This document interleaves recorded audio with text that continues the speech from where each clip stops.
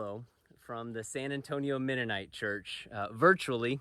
I'm John, the pastor here, along with Diane Garcia. I'm actually standing here on the banks of the Rio Grande River, here the border of the United States and Mexico. I'm actually in the Santa Ana Wildlife Refuge, one of my favorite places. I got to come here to the valley for a wedding, such a precious gathering, the wedding of a young woman whose family took me in so many years ago, taught me Spanish. They were such a gift to me. And here I stand on the banks, the muddy banks after all this rain, of this river that represents so much. It's a river of separation. It's a river of beauty. It's a river of, well, it's a river of death.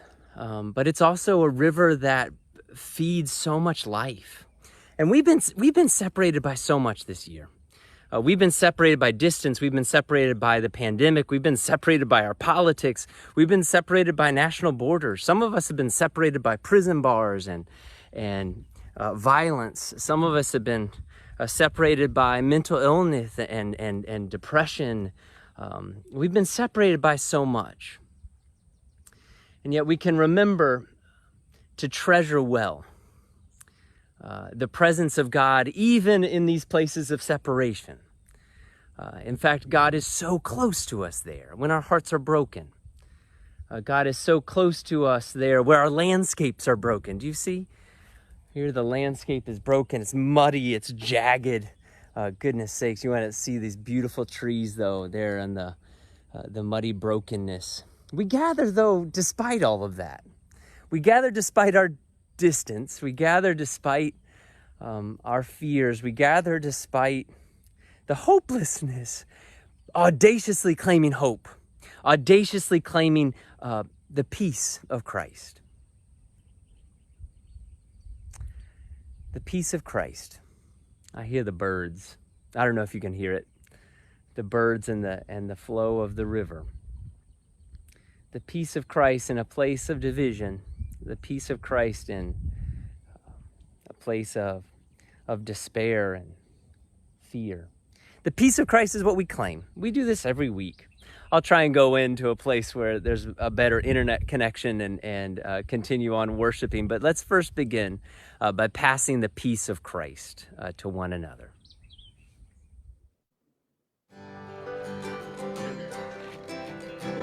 Come to me, all you who are weary and burdened, and I will give you rest. Come to me, all you who are weary and burdened, and I will give you rest. Take my yoke upon you and learn from me, for I'm gentle and humble in heart. Take my yoke upon you and learn from me. You will find rest for your soul. You will find rest for your soul. For my yoke is easy and my burden is light.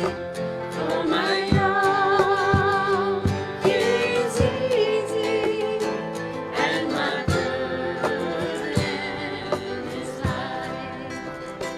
Come to me, all you who are weary and burdened, and I will give you rest.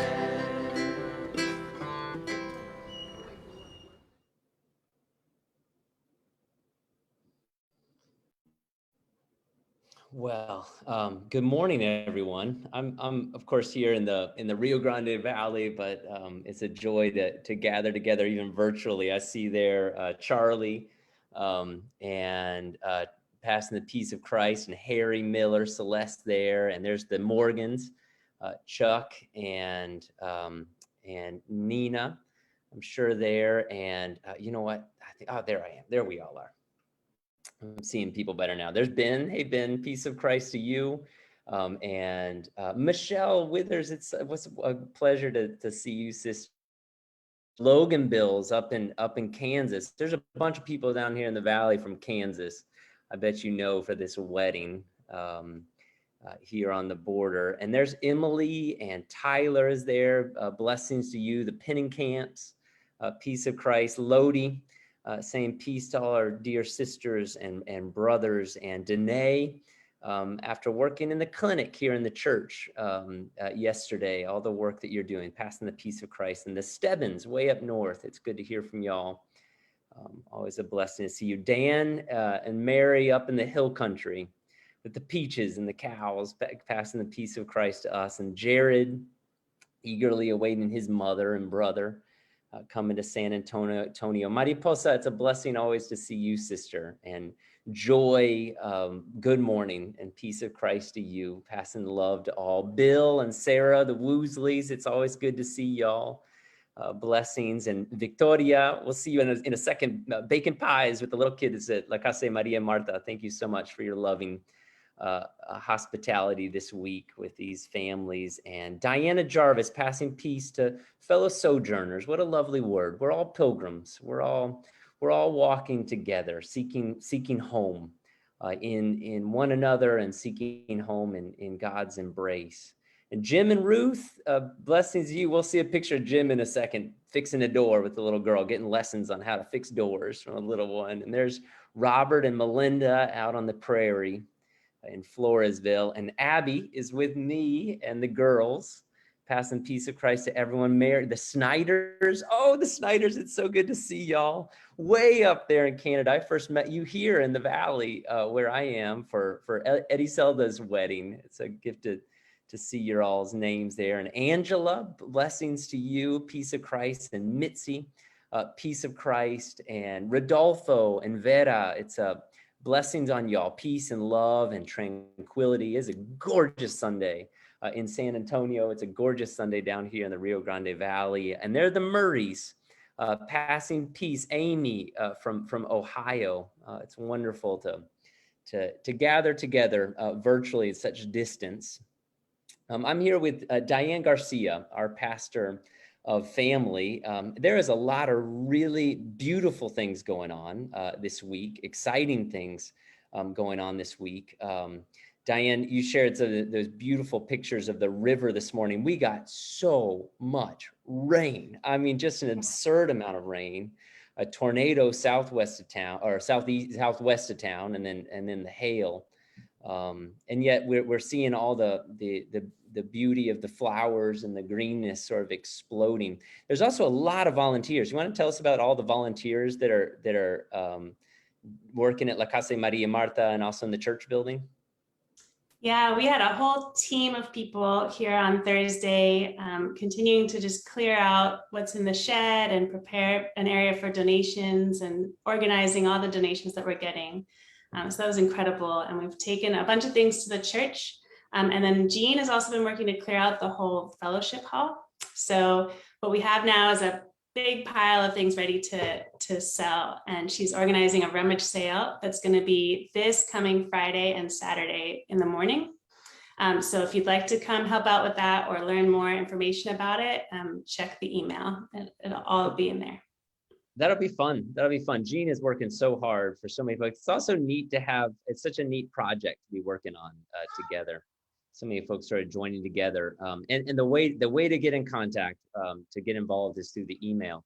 Then could you offer us any advice for Mother's Day shopping? That is 7 days from now. Is there any clever ideas at the church of how we can take care of our mamas, or the mamas in our lives, or the ones who are maternal to us that we want to express love toward next Sunday? Yeah, so actually today out at the plaza, there's someone selling, a woman from La Casa is selling little gift packages that a volunteer made. They're incredible. And there's also little pots of flowers. And I think next week we'll also be selling the same and some cut flowers as well. So come by the plaza and you can pick up something special and totally unique that you can't find anywhere else. That's lovely. That's one. Are the flowers, are they organically sourced? And yes. All organic and local. That's wonderful, from our own gardens. It's really beautiful. Are they coming from the Hot Wells farm? Is that right? Or from around the end? Yeah. Lovely. Really exciting small groups. Is it still possible to join some of these small groups? Yeah, definitely. That's all listed in the email too. So, if you haven't yet joined, you can still just click on the link and join in anytime. And we have several going during the week now. And the Wonder Walks, I don't actually know if they went in the rain on Saturday, but that'll be this Saturday at 9. Mitzi's doing that.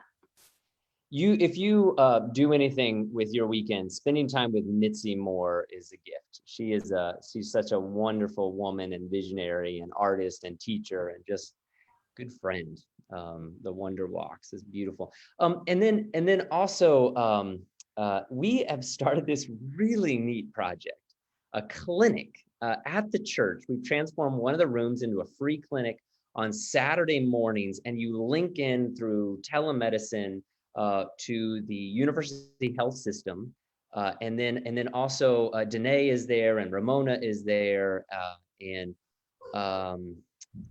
it's really, really neat. They're expanding hours. So we're going to be doing that on Wednesday. You went there yesterday, Diane. What was the experience like? Yeah, I went. My daughter's had a little cold this week and she had asthma, and I just sort of stopped by and suddenly realized, oh, they can help. And it was so easy. They're super nice. And we connected to a doctor who wrote a prescription right there. It was incredibly convenient. And just, yeah, they're just incredible. Such caring people. Yeah, that's neat. That makes my heart sing to see our space being used as a clinic in that way. It's really lovely. And Pat, of course, and Jim and all the folks are working so hard on making that building more and more of a space like that, where we can invite in the community for community and healing. Mitzi is saying, yes, we did go on a walk, and they went to the Hardberger Park. They went to the new Sky Bridge. The Skywalk on the Land Bridge. This sort of wonder of San Antonio. That's really wonderful. Well, Diane, it's good to see you this morning. We're going to hear from you in just a little bit, a message on treasuring. We're going to hear from Esha reading the story of Mary losing track of Jesus, the whole caravan losing track of Jesus in Luke. And then we're going to hear a lovely testimony from Nick in just a little bit. But let's go now to Rosita, and we'll hear a little testimony from her that she was going to share. And let me see if I can pull her up. Yes, there she is. Hola, buenos días. Soy Rosita. Pues estoy aquí en la traila del café cotidiano, y pues las ventas están increíbles. Esta mañana han habido muchas personas y estamos orgullosos de este pequeño negocio y vamos a crecer. Podemos puedo mostrarles un poco adentro.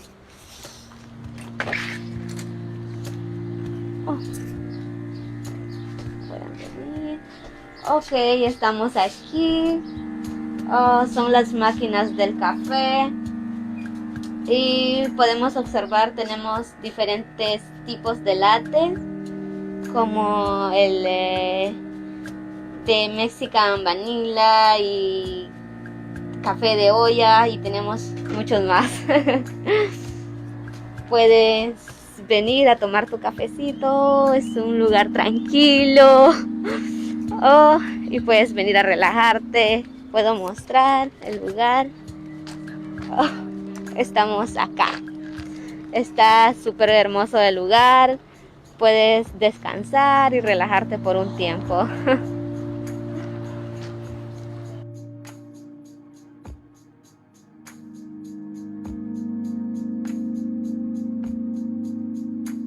El momento en el que salí de Honduras, salí en las condiciones en las que se encuentra nuestro país. Son muy difíciles. Yo estaba estudiando y por el motivo de la violencia o las situaciones económicas no pude continuar, y fue por la cual yo decidí emprender ese viaje para acá, este país, ya que es un país con oportunidades, y aquí estamos. gracias a Dios, luchando cada día por salir adelante. Estuve mucho tiempo en detención, que fueron 7 meses. No tenía apoyo de nadie y gracias a Dios que me abrió puertas en el camino y pude llegar con Pastor John Garland, luego de que él pudo ayudarme en muchas ocasiones, como pagar un abogado, en cartas de recomendación, cartas de apoyo. Él siempre estuvo para mí en todo momento. Y pues fue algo increíble de que pudo haber sucedido. Y entonces pude salir de detención con una fianza muy alta, pero gracias a Dios y la ayuda de todos los miembros de la iglesia, pude salir y quedar en libertad. Y llegué acá a San Antonio en manos del pastor, llegamos a casa de María y Marta, pues nos sentimos en ese lugar tan seguro, ya teniendo la libertad y con el apoyo de las personas. Es algo increíble, ese apoyo tan incondicional que nos han brindado. Y aquí estamos de pie y siempre agradeciéndole a Dios por las grandes maravillas que siempre hace.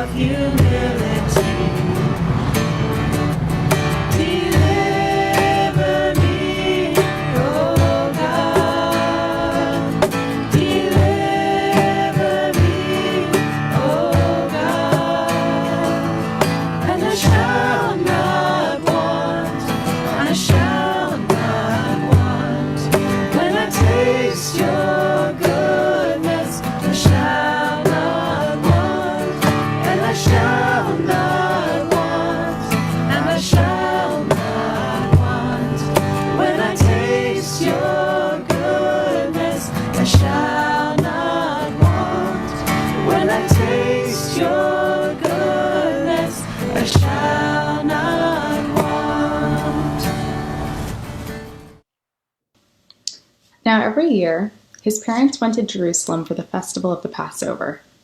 And when he was 12 years old, they went up as usual for the festival. When the festival was ended, and they started to return, the boy Jesus stayed behind in Jerusalem, but his parents did not know it. Assuming that he was in the group of travelers, they went a day's journey. Then they started to look for him among their relatives and friends. When they did not find him, they returned to Jerusalem to search for him. After 3 days, they found him in the temple, sitting among the teachers, listening to them and asking them questions. And all who heard him were amazed at his understanding and his answers. When his parents saw him, they were astonished. And his mother said to him, "Child, why have you treated us like this? Look, your father and I have been searching for you in great anxiety." He said to them, "Why were you searching for me? Did you not know that I must be in my father's house?" But they did not understand what he said to them. Then he went down with them and came to Nazareth and was obedient to them. His mother treasured all these things in her heart. Diana is going to talk about treasuring in a little bit, and she asked me to share an anecdote about the relationship with my dad. It wasn't something I particularly felt like talking about at first, so to procrastinate, I sat down and scrolled through the text between him and myself. The last time I saw him was on January 18th of last year. Just leaving Kyle, be there soon. He sat Diana and I down, we talked, and as we concluded, he told me that it would be the last time we would see each other. The time before that, there was a lot of yelling. We were fighting about the choices I've made as a father and my particular approach to raising our children. Because of the pandemic, it hasn't felt so weird that I haven't seen my dad in over 16 months. But I check in now and then, and I'm not surprised to find that there's still room in my heart for him and an ache for the extended family who helped shape me into the person I am today. I had a contentious relationship with my dad for as long as I can remember. He hurt me, and when I was a little older, I also tried to hurt him. It's funny to think of it looking back now, but the pain that I carried culminated with me running away from home when I was 18. I didn't get particularly far because, as it turns out, having an extended sleepover at my best friend's house wasn't the most elaborate of escape plans. And besides, my car from high school wasn't actually registered in my name. We had more words I left for college. And somewhere in that time, I made the flip that all children, I suppose, do when they realize that their parents are just humans too, doing the best that they can. I'm indebted to the uninhibited faith I held going into college. It enabled me to forgive, and I made a space for my father in my heart as a younger man.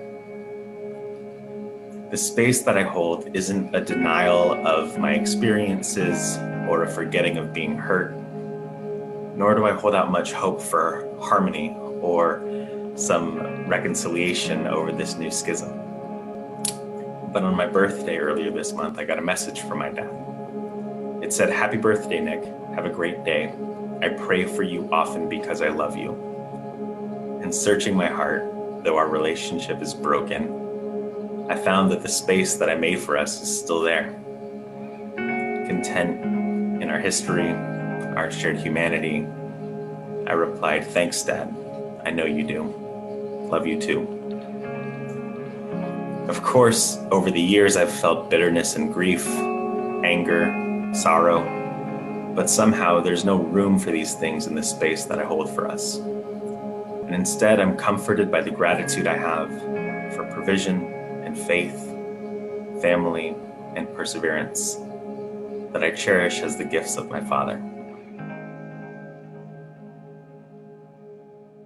Well, thank you, Esha, for that scripture reading, and thank you, Nick, for sharing that story. I definitely talked Nick into sharing that story, even though he was slightly hesitant, because actually I'm so inspired by his attitude towards his dad and how he holds on to the love that he has for him, even when it's a difficult relationship.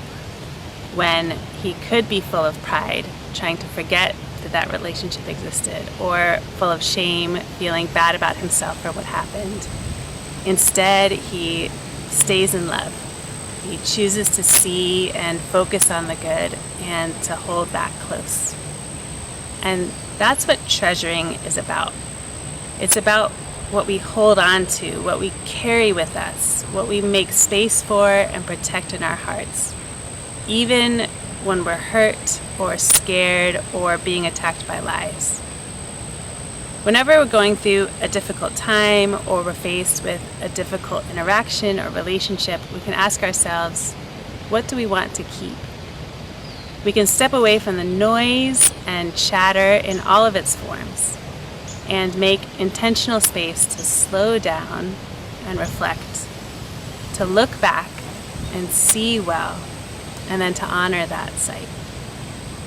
And it's tempting out of our pride to want to forget that suffering happened.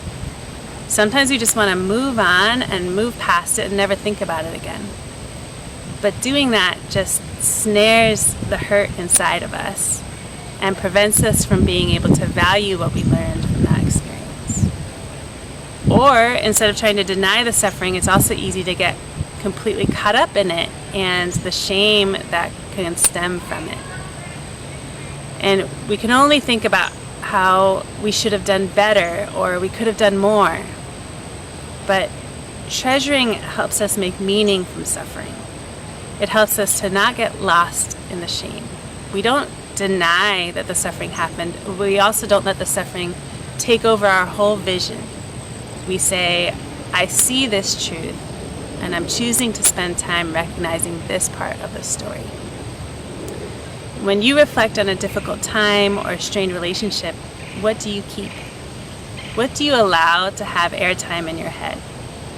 When you look back over this past week or past year, what do you fiercely protect?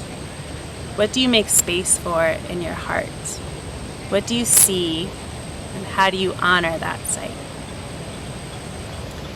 Jesus uses the word treasure as a noun several times in the parables throughout Luke, talking about the good treasure of our heart producing good, and about our treasure being the location of our hearts. Jesus talks about there being treasure in heaven that has nothing to do with riches. And Luke also wrote about Mary giving us examples of what the act of treasuring looks like, the verb to treasure, and what it means to treasure in our hearts. After giving birth to Jesus, when everyone else was proclaiming and celebrating, Mary, it says, was treasuring up these matters in her heart. And then we also see this in the story of when she couldn't find Jesus. Mary and Joseph and 12-year-old Jesus had gone to Jerusalem for the festival of the Passover. And when it was over, everyone leaving in their direction traveled together in a big caravan. And Mary and Joseph assumed that Jesus was with the group. But after traveling for a day, they realized that he wasn't there. And I've had occasional moments where I can't find my children, just they weren't in the place where I thought they were, and I turn one corner and I still don't see them. And I have felt that panic rising as each second achingly goes past. And I can imagine Mary and Joseph running through the whole caravan, asking everyone if they had seen Jesus, getting to the end of the group and realizing he wasn't there at all. And I imagine their sinking hearts the whole day they traveled back to Jerusalem. They probably went by themselves, probably fretting the whole way. They arrived back in the city and then spent 2 more days searching. And the anxiety that Mary must have carried with her for all that time when she couldn't find her child must have been overwhelming. But finally, Mary and Joseph find Jesus in the temple courts, where he has been all this time, listening to the teachers and also asking them questions. And I imagine them wretched, bursting into the room where Jesus is. And they must have felt intense relief, but also sudden anger, thinking, he was here all this time. Speaking to that, Mary says, "Son, why have you treated us like this? Your father and I have been anxiously searching for you, and we've been so distressed." And Jesus replied, "Why were you searching for me? Didn't you know I was in my Father's house?"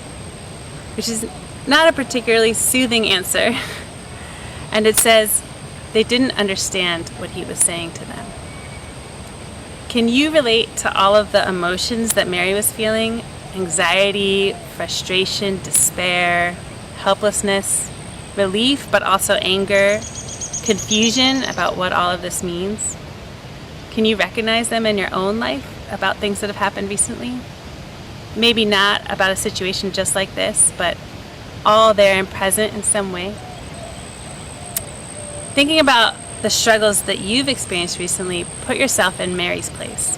Once this whole crisis had passed, would you be trying to just move on and forget about it? Would you be feeling ashamed for all of the things that you felt you should have done better? What would you be making space for? What would you be holding on to? Mary, Luke says, was treasuring all of these things in her heart.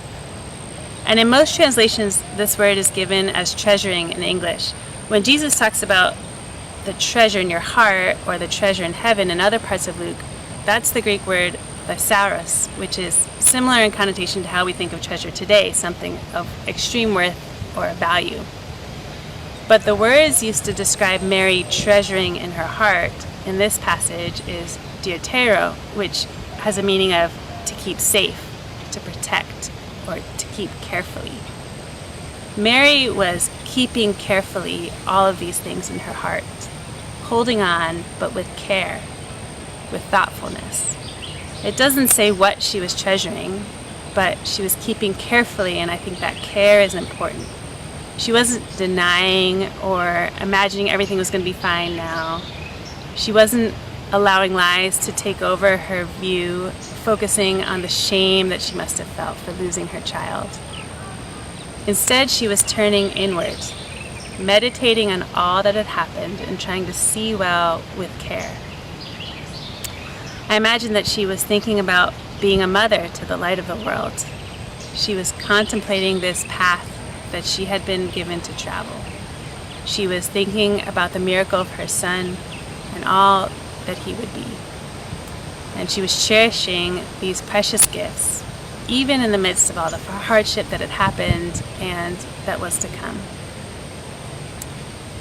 When I was young, I often visited London, which is where my mom lives, and we would sometimes go be regular tourists there. And we would go and see the Tower of London, which is this big castle, but it's right in the middle of the city. And it's where all the royal jewels are kept. And there was a big show about these jewels. The guards of the tower are called beefeaters, and they wear these kind of ridiculous outfits and walk around with very stern looks on their faces. And there's the legendary ravens all over the grounds, and there are these huge black birds with big black beaks. And there's this whole show of the history of the monarchy as you walk into the main building, and sort of lots of drama with lighting and music. And you walk past the lesser plates and bowls and cutlery, working your way up to the crowns with their brilliant multicolored jewels on their special pedestals and big glass cases. And this is what comes to my mind when I think about keeping carefully, protecting, guarding, honoring. And we are daily given gifts that are much more valuable than some shiny stones. What do you keep in the museum of your heart? What do you guard carefully and spend time on? Mary shows us that even when we are suffering and experiencing hardship, we can purposefully and mindfully create space to treasure. We can practice resting our gaze on and cherishing the truths of ourselves and our world. And we can practice finding the jewels that are everywhere, in every story, and holding on to those. And in doing so, in making space for treasuring, we shift our focus from the should-haves and the could-haves and all of the distractions that we use to forget. And we can do that whether we are looking back over just one moment or whether we're looking back over this whole past year or the sum total of our lives. Just the other day, someone asked me a question about how long ago this particular family had visited us. And I said 6 months. And later I realized that it had actually been a year and 6 months ago. Some part of me wants to forget that this whole last year has happened and just get on with life. But instead, I can choose to spend time treasuring, to look back and bring to light the treasures that appeared in the rough of this past year. And think about those things that wouldn't have otherwise existed. Growing in community, growing in closeness to my family, the months of clear skies, when no one was driving anywhere. Similarly, we can miss treasures when we get lost in shame. This week, I was at the plaza when someone started saying mean things to me. I got paralyzed and didn't really know what to do or how to respond. And a friend of mine happened to arrive at that moment and stepped in and told this other person to stop being mean. And afterwards, I felt so ashamed that I hadn't stood up for myself. I thought to myself, I should have been stronger. I should have had more courage. I should have said, that's enough, and walked away instead of being frozen. That feeling of not being enough took over my whole self. But then I reminded myself to look closer, to look beyond what was filling my brain to what I could see instead with the eyes of my heart. To look for what I wanted to keep carefully. And I saw that in that moment, I was not alone. I was surrounded by community, and I was safe and protected. And that's what's worth holding on to. That's what's worth seeing and honoring. Here's a picture I took this morning down by the river. When you look at this, what do you see? Are you focused on the trash and how it makes everything look ugly? We acknowledge the trash and we know that it needs to be cleared away, but we don't let that take over the whole picture. We can also see the green of the trees, the ripples on the water, and the bird on the rock. Treasuring means looking well, looking more closely and carefully. It means seeing the beauty and then spending time there. Treasuring is a reflective process, not something we do in the moment. In the moment, we try to avoid the trash and the attacks, and we try to get help clearing it away. But afterwards, what do we hold on to? Mary doesn't treasure during her pregnancy, but after Jesus is born, and she feels and sees the import of what's going on, she treasures. She doesn't treasure for the 3 days that Jesus is missing, but afterwards when they're back together. What do you keep with you? When you go to bed, what do you meditate on and allow to hold space? When you wake up in the morning, what are you thinking about keeping close and guarding?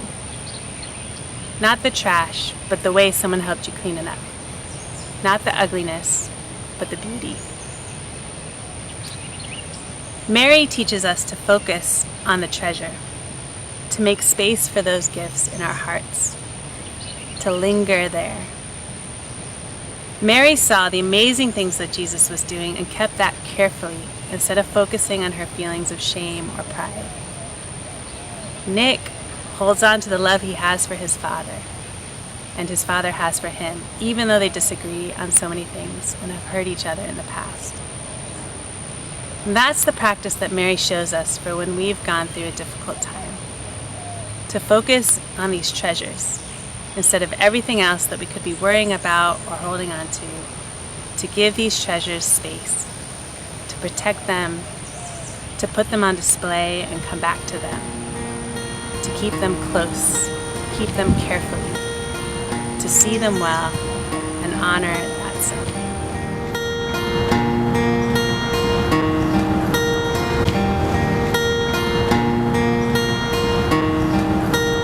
Ever you remind us of our Savior's bowl and towel.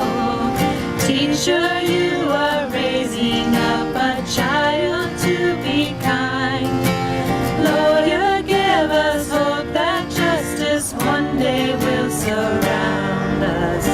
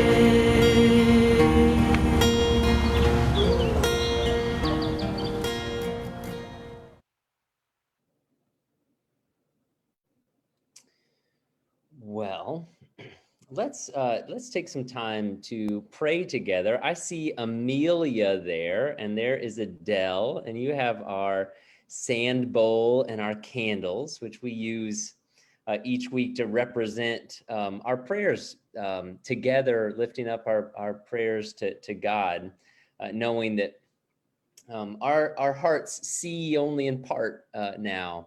Our minds perceive only in part, but we lift up these prayers to the fullness of God, the light of God, the completeness of God, even with our little faith, and God listens and holds and receives those prayers. Amelia, would you light a candle for our San Antonio Mennonite Church community? Danae is lifting up her gratitude for the wonders of that, the treasures of all this, of our community together, and her life in particular. And Karen Loganville, Karen up in Kansas, if you'd light a candle for her, she's wants to hold this wisdom that she heard this morning, this sharing from Diane and from Nick. And then also, would you light a candle for Lodi, that she would be able to trust in God's provision and guidance, specifically around vocation. That's a fancy word for the place where what we were created to be meets what we're doing, and this service through her work. And then Chuck wants to give thanks for Sarah's little baby named Bailey Rebecca. What a beautiful name, named after his late wife, Rebecca.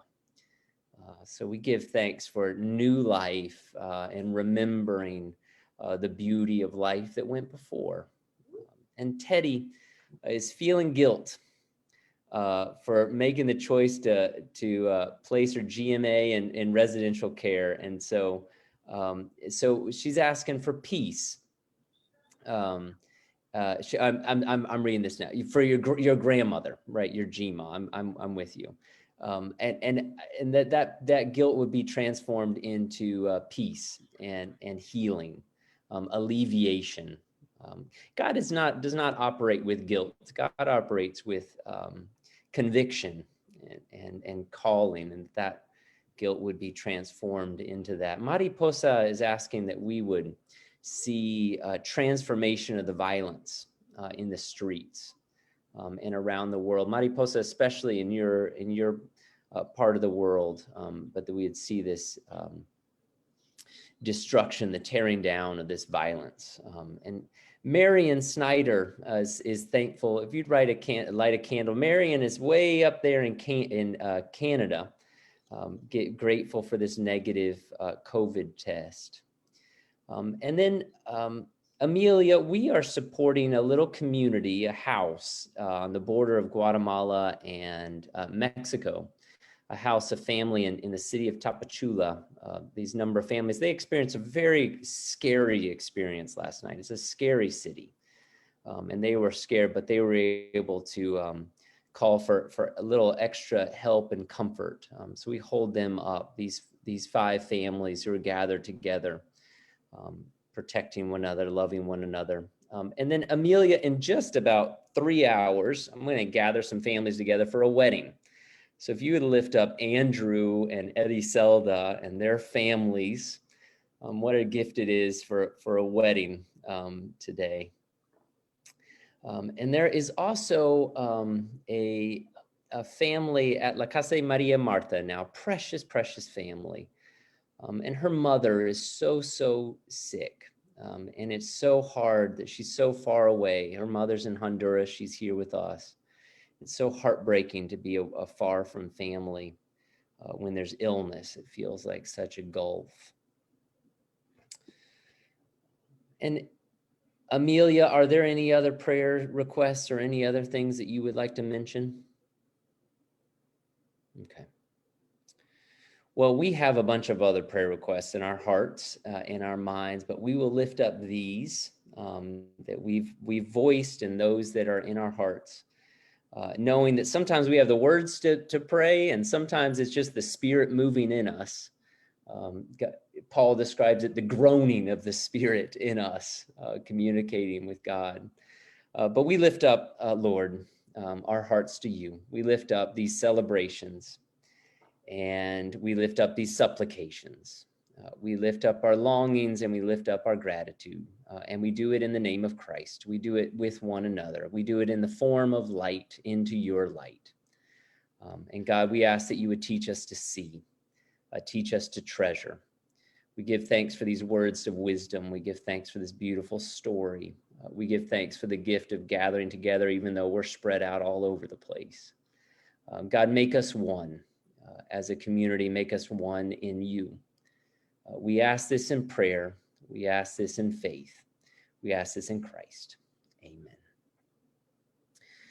Well, Amelia and Adele, thank you all so much. I will see you all soon. We're going to go back to some songs, and then I'm going to go back to the woods. One of my favorite places.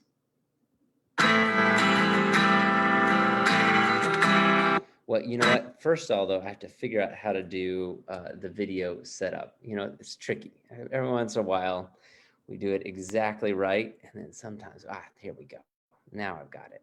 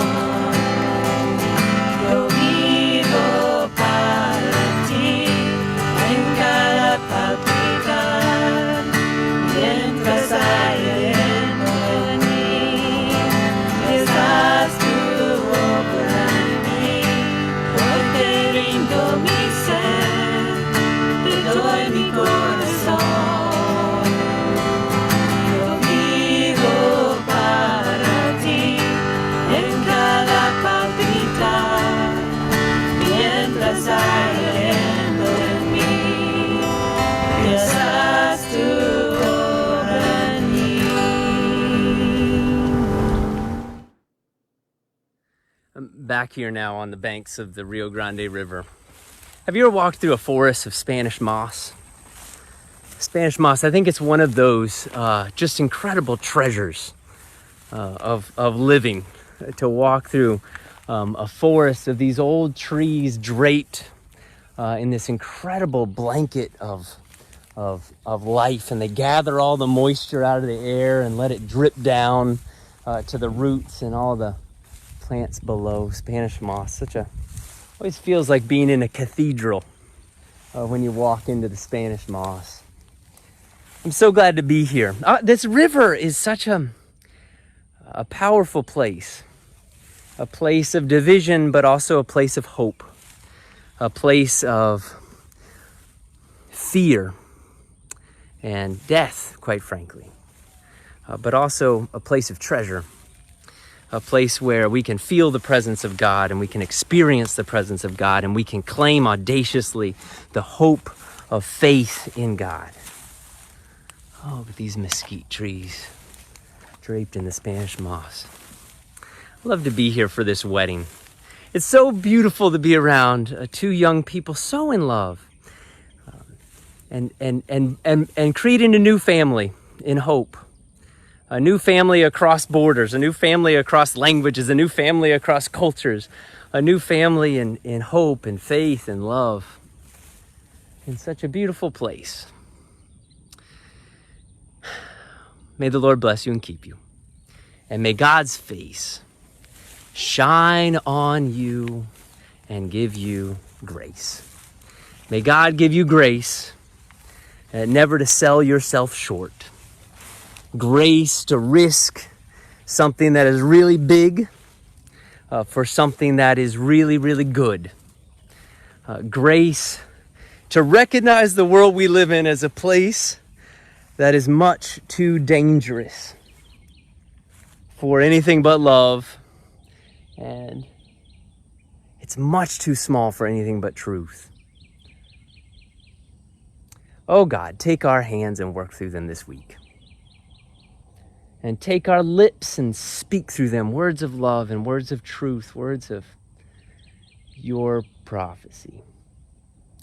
And God, take our minds and think through them and create through them and perceive through them.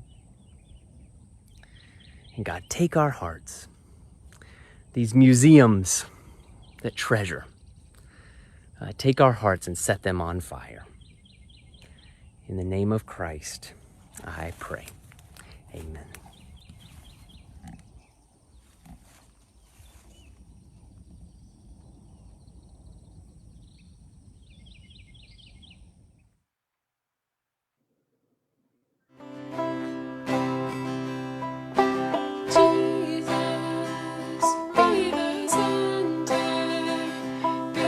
Source, be my light, Jesus.